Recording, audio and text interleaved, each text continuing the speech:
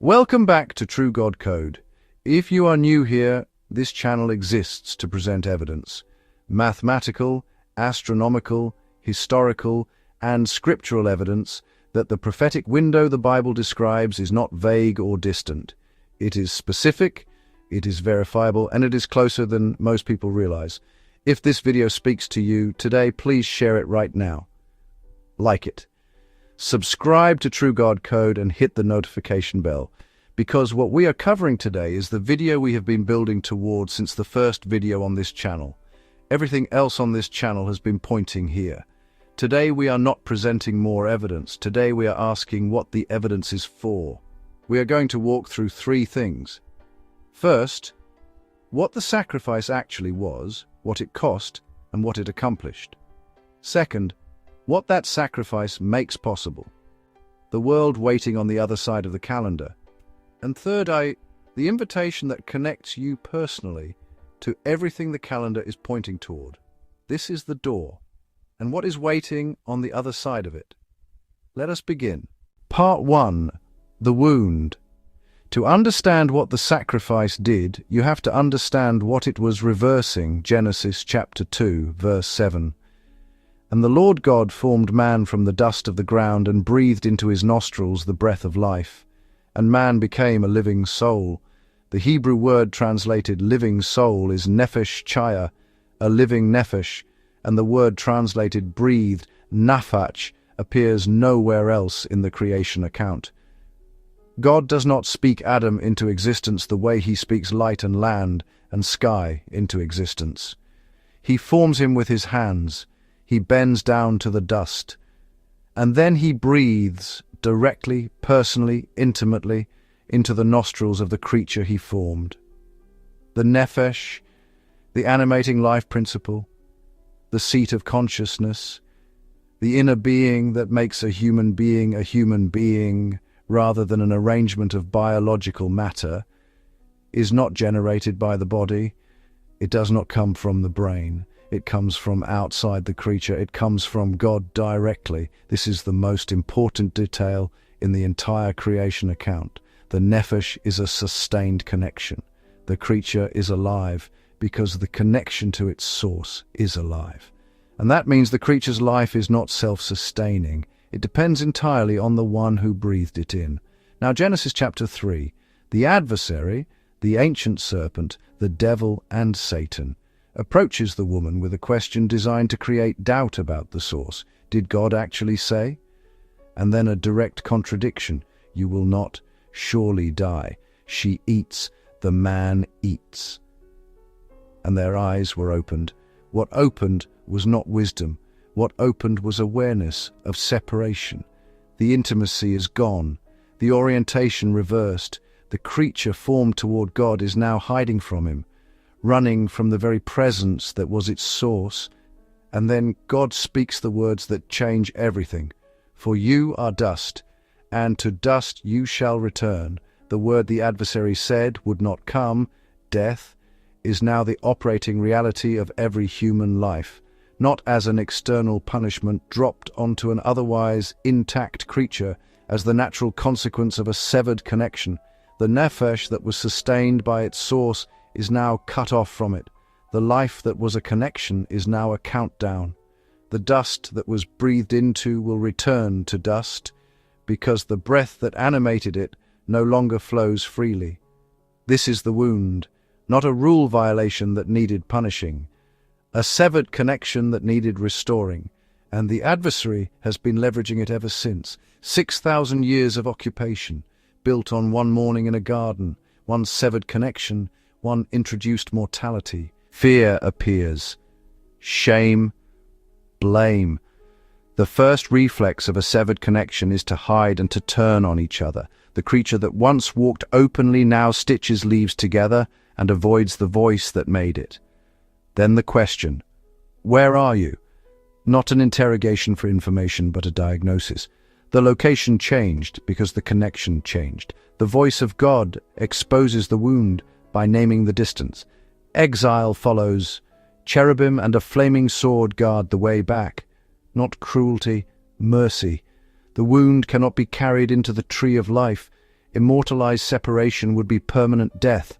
From that day forward, the countdown marks every generation. Graves appear on every landscape.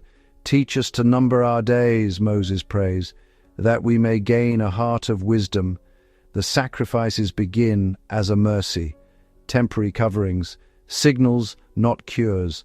For the life of the creature is in the blood, says Leviticus, a placeholder that points beyond itself to a better blood. Prophets speak into the ache. I will give you a new heart. I will put my spirit within you. Breath upon breath promised again over a people still counting down. Meanwhile, humanity tries to self-repair. Empires, rituals, philosophies, distractions. Art reaches for transcendence. Medicine delays decline, but the wound remains. A connection problem no creature can solve from its side. Remember the definition. The nephesh lives by connection to its source. Separation is not just moral failure, it is existential dislocation. The dust returns to dust because the breath is withheld. Yet from the first pages a thread of hope runs. The promise of a seed who would crush the serpent's head. The story keeps pointing forward, a restoration strong enough to reattach what was severed. That is why Part 2 matters. The plan was ready before the wound appeared. The cure precedes the disease. The door will open from the source side of the separation. Part 2, the plan that was ready here is where the story turns. Revelation chapter 13, verse 8. The Lamb slain from the foundation of the world. Not the Lamb who would be slain. Not the Lamb whose sacrifice was planned in response to what went wrong. The Lamb slain from the foundation of the world. Before creation began, before the garden existed, before the serpent spoke, before the woman reached for the fruit. The answer was prepared before the problem was introduced. Exodus 12. A lamb without blemish, blood on the doorposts, not magic. A sign, a covering that said, the wound will be answered by a life given in the place of another. Leviticus 16. The scapegoat bearing away the guilt into the wilderness. Distance removed by a substitute carrying what the people could not carry out. Isaiah 53. Wounded for our transgressions, pierced for our iniquities. The promised servant absorbing the wound so the connection could be restored. The adversary's move in the garden was not a surprise. The cross was not a contingency plan. The incarnation, God becoming the creature, taking on the mortality the adversary introduced as a weapon, was the predetermined mechanism of restoration built into the plan before the creation that required restoring was even made. Genesis 22, Abraham and Isaac. The knife is raised and God provides a ram. A substitute caught in the thicket. The pattern made visible, provision from the source side of the door. The adversary thought he was deploying death as a weapon. He was walking into a trap that had been set before he made his move. John chapter 1, verses 1 through 3. In the beginning was the Word, and the Word was with God, and the Word was God. All things were made through him, and without him was not anything made that was made. The Word, through whom all things were made. The source of the nephesh, the origin of the breath itself. John chapter 1, verse 14. And the Word became flesh and dwelt among us. He had to be fully God. Only the source can reconnect the connection. He had to be fully human. Only a true human can stand in for the humans. Two natures, one person. The door from God to us opened in a body like ours. The source took on the creature's nature. The one who breathed into the dust became dust. The one who is the origin of the nephesh took on a nephesh. The one from whom the breath flows voluntarily entered the mortality the adversary had introduced as a weapon against the creature. Fully, not partially. The Word who was God became the Word who was also fully human, with a body, with a nephesh, with the capacity to suffer and to die. This is why substitution works. The life from the source stands where the severed lives stood and offers his own life in their place. And this is why union matters. Grafted in, Paul says, joined to the source so that the same life flows. Adoption, Paul says, brought into the family. A covenant, he says, a marriage promise that binds two into one, and then he did. Matthew chapter 27, verse 46. And about the 9th hour, Jesus cried out, my God, why have you forsaken me? This is not performance. This is the source experiencing the separation that the adversary introduced in the garden. The nephesh of the one who is the source of all nephesh, experiencing the full weight of the severed connection. He entered the mortality. He entered the darkness. He entered the death all the way in, without using the divine nature to soften the blow. He let it land completely. And then, 3 days later, the wound did not hold him, because death is a weapon that works by severing the nephesh from its source, and the one in that tomb was the source. You cannot permanently separate the source from itself. You cannot hold in death the one in whom is life. The stone rolls, light enters. The first breath of the new creation fills the lungs of the one who gave breath to all. 1 Corinthians chapter 15, verse 20. But in fact, Christ has been raised from the dead, the first fruits of those who have fallen asleep. First fruits means a harvest is coming, the preview of what the whole field will become when the same life reaches every plant. First fruits, not the only one, the first of a harvest, the preview of what the full harvest produces. One nephesh-bearing creature in a restored resurrection body, no longer subject to the mortality the adversary introduced. That is the sample of what comes for everyone connected to the source through him.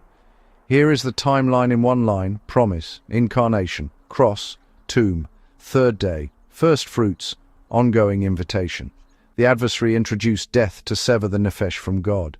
God entered death in the flesh to defeat it from the inside. The weapon became the mechanism of the weapon's own destruction. The door was open from the source side, and it remains open now, ready for part 3. Part 3, the only door, John chapter 14, verse 6.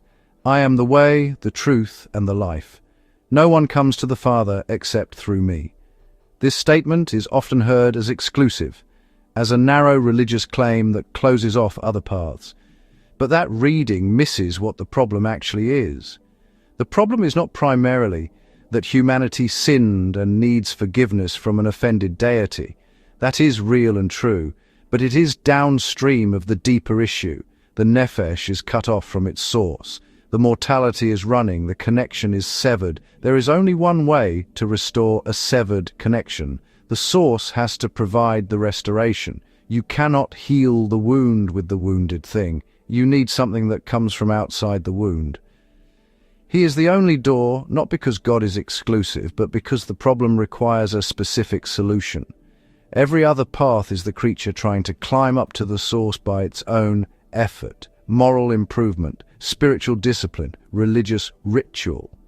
Every one of them is the creature trying to close the gap from its side, using the very nephesh that is on the wrong side of the gap. The cross is the source closing the gap from the divine side. God descends to the creature. The gap is closed not by human effort, but by divine initiative. And the invitation is simply this: turn toward the one who closed it. Why not many doors? Because remedies are specific to wounds. A cut cable does not need advice. It needs reconnection. When contact is restored, power flows. A diver without air does not need inspiration. He needs oxygen restored. The hose reconnects, breath returns, life resumes, because supply returns. A branch cannot will itself alive. Grafted into a living vine, sap moves, and the branch bears fruit. Connection, then life, not the other way around. Moral action matters. Feed the hungry, lift the weak. These are good fruits, but fruit cannot be the root. It reveals life, it does not generate it. Technique helps the mind. Ritual can focus the heart. But apart from union with the source, they are lamps unplugged, beautiful yet powerless as roots. Union is the point, vine and branches, life shared, not earned. The door opens into abiding, not into a checklist. Covenant seals the union, not paperwork only but belonging. Adopted, married, grafted in, the same life now shared. How do you turn toward the door? First, acknowledge the severed connection and your inability to repair it. Say it plainly before God. Second, entrust yourself to the one who opened it, Jesus. Ask for his life to flow in you. Simple words, honest posture. Lord, I turn to you. Make me alive in you. Objection 1, I am not good enough yet. The door is for the wounded. Cleansing follows connection. Wash comes after water returns. Objection 2, I tried before and failed. This is union with life, not self-effort. Growth is sap over time. Roots first, then fruit. The open door now leads toward the calendar's dawn. Governance returning to the dust creatures made alive again. Step toward the light. The dawn is near. Not a complex ritual, not a graduated spiritual achievement. The Father in Luke 15 does not ask the returning Son to prove himself before the celebration begins. He runs before the Son finishes his speech. The robe and the ring and the feast are not a reward for arriving clean. They are a welcome for arriving at all. Part 4. The Dawn. Now we come to the bridge, and this is the part of the calendar that most people who study prophecy never fully stop to receive. What does the sacrifice make possible? Revelation chapter 20, verses 1 through 3. An angel comes down from heaven with a key and a great chain. He seizes the dragon, that ancient serpent who is the devil and Satan, and binds him for 1,000 years, throws him into the bottomless pit, shuts it, seals it, so that he cannot deceive the nations any longer. One angel, one chain, the being who deceived the entire world, who corrupted civilizations, who introduced mortality as a weapon and leveraged it for 60 centuries, dealt with by one servant of the one he rebelled against, not a battle, one chain, done. The disproportion is the statement. The adversary was never the equal of the one he challenged. He was a created being who overestimated his position. And then the 1,000 years begin. And I saw thrones, and seated on them were those to whom the authority to judge was committed. Thrones. Not observation seats, not an audience watching someone else govern. Thrones. The authority to judge. The dirt creatures, frail and mortal and made of dust, returned from the garden with the wound, seated on thrones with the authority to govern the creation they were breathed into. Isaiah chapter 65. They build and they inhabit, they plant and they eat. Before they call, God answers. While they are still speaking, he hears. Before they call, he answers. The gap between need and provision that has characterized every human experience in the adversarial occupation, simply gone. Not because resources are redistributed more fairly, because the governor of the creation is the one who made it and knows every creature within it completely. Isaiah 65 continues, The wolf and the lamb shall graze together, the lion shall eat straw like the ox. The violence that runs through every living system since the fall, reversed, not as metaphor, as a description of an actual physical condition when the one who introduced corruption into the creation is absent from it for 1,000 years, because we have never seen it. No human alive has any frame of reference for a world without the adversary's operational presence. Every civilization, every golden age, every period of relative peace, he was still there. The millennium is the demonstration. This is what the creation produces when the corruption is removed.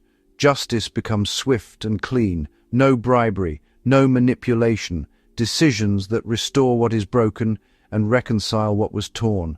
Peace returns to the gate.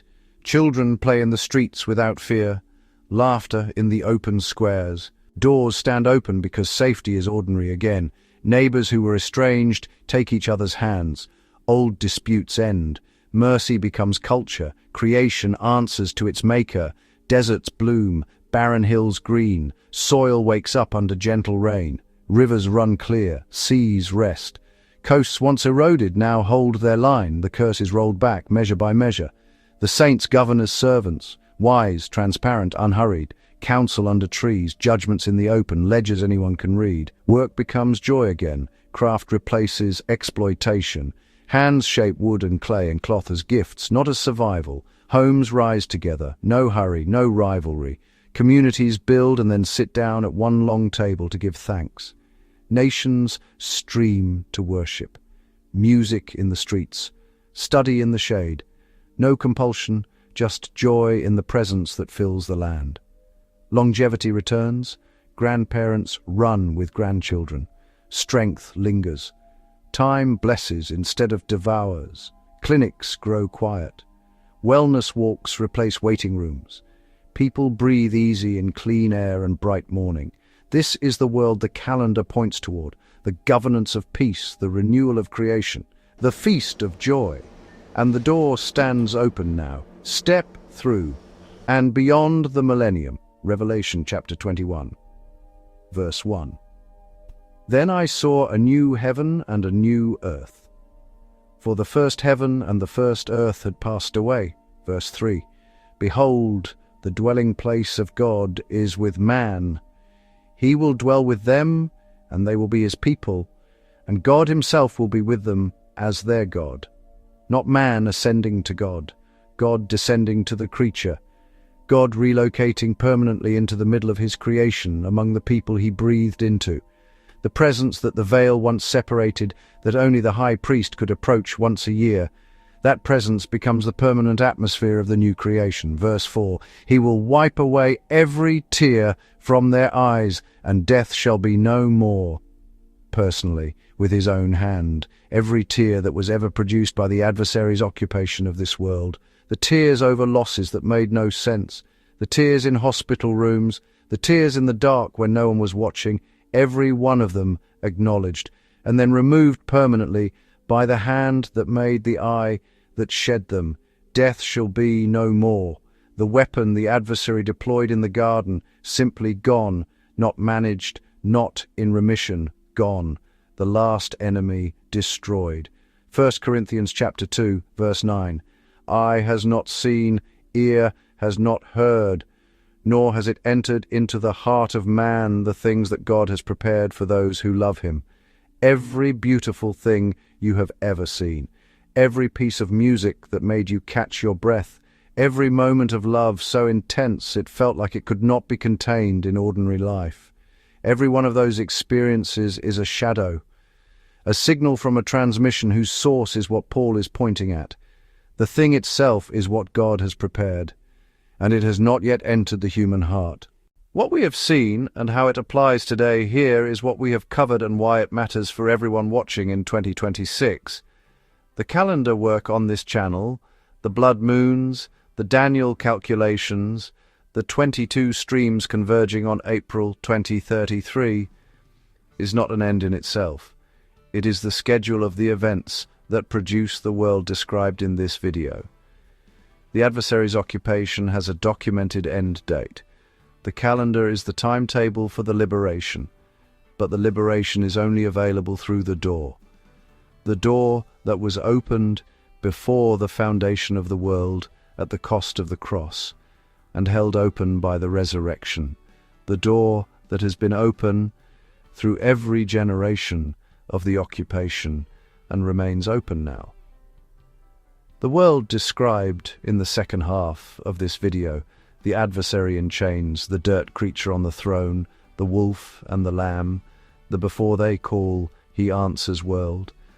That world is the inheritance of everyone who walked through the door, not an audience watching from a distance, participants, reigning, governing, present.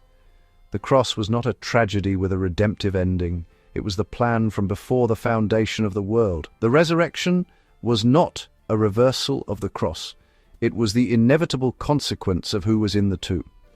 The dawn described in this video was not added after the darkness. It is what the darkness was always moving toward.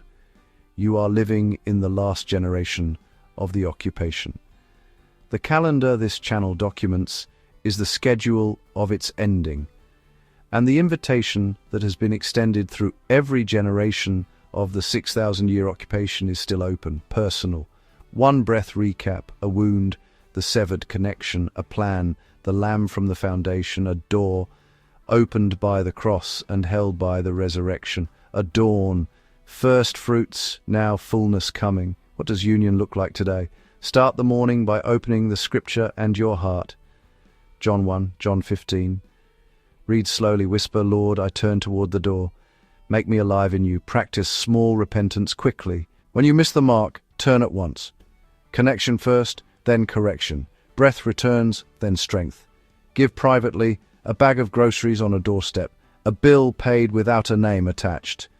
Generosity is how union breathes through you.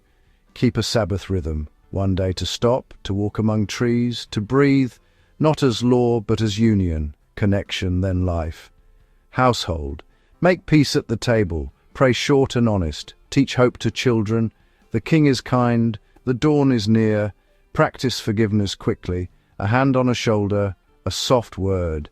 Union heals rooms. Community. Where two or three gather, he is present. Open your living room, share bread. Open the scriptures. Pray for one another. Care for the poor. Serve with integrity at work. Tell the truth online. Or close the app and step into daylight. These are fruits of union. Objections. 1. Dates make me skeptical. Good. Test everything. Hold it with humility. Our hope is anchored in a person and a resurrection, not in timelines, even as we steward signs and stay watchful. 2. I am afraid to hope again. Let hope rest in the one who opened the door. Disappointment is healed by union over time, breath by breath, until courage to love returns. A simple on-ramp, 7 days to begin. Day 1, John 1, a dawn walk. Pray, Lord, turn me toward the door. Day 2, John 15. Sit quietly, 10 minutes, breathe, abide. Connection, then life. Day 3, Romans 8. Call a neighbor. Ask how you can serve. One act of mercy. Day 4, 1 Corinthians 15. Give something away. Money, time, attention. First fruits flow outward. Day 5, rest. Close the laptop. Walk, thank God for breath. Day 6, gather with 2 or 3. Read, pray, and bless one another. Day 7, feast with gratitude. Tell the story. The door stands open. Keep turning toward it. Bridge to action. Doors opening to golden light. A city waking. One flame becoming many. Share what you have received. Gather others. Watch for the dawn. Turn toward the door. The Father is running. The dawn is coming. Thank you so much for watching this video. If this gave you something today, a clearer understanding of what the sacrifice actually was, a new frame for the world the calendar is pointing toward, or a sense that the invitation is real and it is extended to you personally, please share it. Share it with someone who is asking the hard questions. Share it with someone who is watching the world and wondering what any of it means. Like this video, subscribe to True God Code, hit the notification bell so you do not miss what is coming next. We will see you in the next one.